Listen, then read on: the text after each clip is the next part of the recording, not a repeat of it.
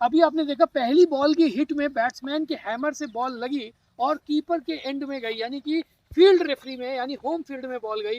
तब तक सभी हिटर्स ने अपनी पोजीशन चेंज कर ली। इस तरीके से एक बॉल पे एक साइकिल रन इन लोगों ने बना ली है।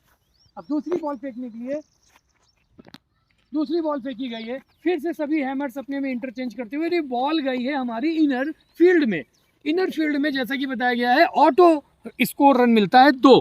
तो यहाँ पर एक साइकिल रन दौड़े तो एक साइकिल रन का और 2 ऑटो रन का, यानी इस तरीके से एक बॉल पे 3 रन बने, यानी कुल टोटल स्कोर हुआ 2 बॉल पे 4 रन। आइए तीसरी बॉल के लिए चलते हैं हम फिर से क्लॉकवाइज, और क्लॉकवाइज जाते ही हमारा फिर से एक थ्रोवर रेडी है क्लॉकवाइज बॉल डालने के लिए, यानी तीसरी बॉल डालने के लिए। तीसरी बॉल यानी क्लॉकवाइज बॉल डालने के लिए हमारा कीपर, और ये बॉल में कोई भी रन नहीं बना, ये बॉल एक डॉट बॉल हो गई। आइए अब हम लोग पहले यूनिट की चौथी बॉल फेंकते हैं और हम आपको दिखाने जा रहे हैं यहाँ पर कि यहाँ पर वाइड बॉल यानी कि अनरीचेबल बॉल कैसे होती है और नो बॉल कैसे होती है। तो पहले हम आपको ये थ्रोवर को बताएंगे कि ये जो 2 बॉक्स सामने दिख रहे हैं, इस बॉक्स से पीछे या आगे कहीं से भी बॉल अगर बाहर के साइड से निकलती है तो वो अनरीचेबल बॉल कहलाती है। देखिए ये इस हिटिंग जोन के बाहर अगर बॉल चली जाती है तो वो वाइड बॉल यानी कि अनरीचेबल बॉल कहलाती है। दूसरी मैं आपको नो बॉल फेंक करके बोलूंगा कि थ्रोवर नो बॉल फेंके, तो यहाँ 2 तरीके से नो बॉल होती है, यानी नो बॉल को हम लोग बोलते हैं रॉन्ग बॉल।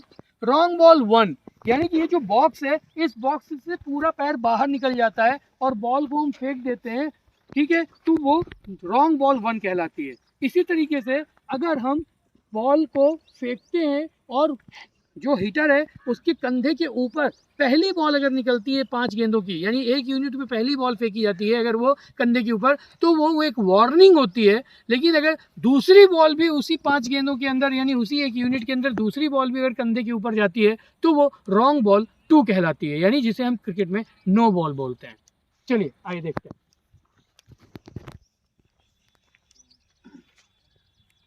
ये देखिए आपने भी देखा कि ये पूरा पैर बाहर गया, ठीक है, पैर पूरा बाहर था और बॉल को फेंका गया, यानी ये रॉन्ग बॉल 1 थी, ठीक है। इसी के साथ ही आपने देखा दूसरी बॉल, देखिए कंधे के ऊपर जब फेंकी जाती है तो पहली बॉल वार्निंग हो गई, ये अनरीचेबल बॉल भी थी और साथ ही साथ ये आपकी एक रॉन्ग बॉल 1 के लिए एक वार्निंग थी।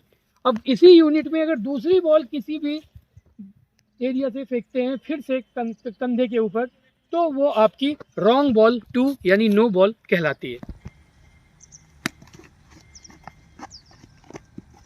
तो अभी आपने देखा थ्रोवर ने पहली बॉल फेंकी, ठीक है, रेड जोन को, और रेड जोन ने बॉल को हिट की, और ये आपने देखा जो ट्रायंगल एरिया है, इस एरिया में केवल और केवल थ्रोवर ही अपनी डिफेंडिंग करने आता है, ठीक है। इसी तरीके से जब इस थ्रोइंग एरिया के बाहर, जो आप देख पा रहे हो, इस थ्रोइंग एरिया के बाहर जब कभी कोई बॉल जाती है तो केवल और केवल कैचर ही बॉल को पकड़ता है, और कैचर के साथ साथ थ्रोवर भी हमारा इस एंगल में इस ट्रायंगल एरिया के बाहर जा सकता है, ठीक है। बाकी जितने भी हमारे इनर डिफेंडर्स हैं और आउटर डिफेंडर्स हैं वो अपनी पोजीशन पे ही रहते हैं, वो अपनी पोजीशन में ही डिफेंडिंग करते हैं। तो आइए हम लोग देखते हैं लगातार एक यूनिट का मैच। एक यूनिट में 5 बॉलें होती हैं, और जैसा कि मैंने नियम में बताया है कि हमारा जो थ्रोवर है वो 5 बॉलें, लीगल बॉलें 5 क्लॉकवाइज घूम करके फेंकेगा।